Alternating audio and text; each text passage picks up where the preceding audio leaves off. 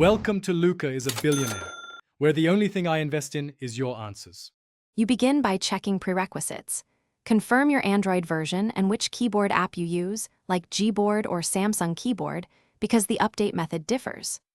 Once done, make a quick backup of custom dictionaries or shortcuts so you don't lose personalized entries. Go to Keyboard Settings and export if available.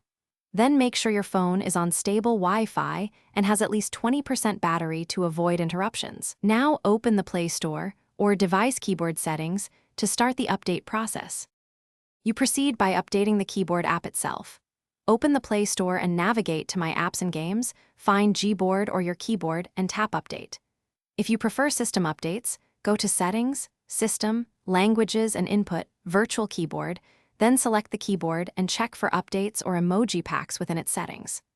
Once the app is updated, enable new emoji styles or beta features if available. These often appear under Themes or Preferences. Make sure to restart the keyboard or the phone so changes apply correctly. You finish by restarting the keyboard and testing new emojis in several apps, Messages, WhatsApp, and social feeds, because app rendering can differ. If you don't see updated emojis, clear the keyboard app cache or force stop and reopen it. If that fails, reinstall the keyboard app. Once more, make sure system font or OS updates aren't pending since carriers or OEM skins can override emoji sets. If problems persist, try switching to a different keyboard, temporarily, to confirm whether the issue is app versus system related. Thanks for watching and please subscribe. It's the best investment you'll ever make.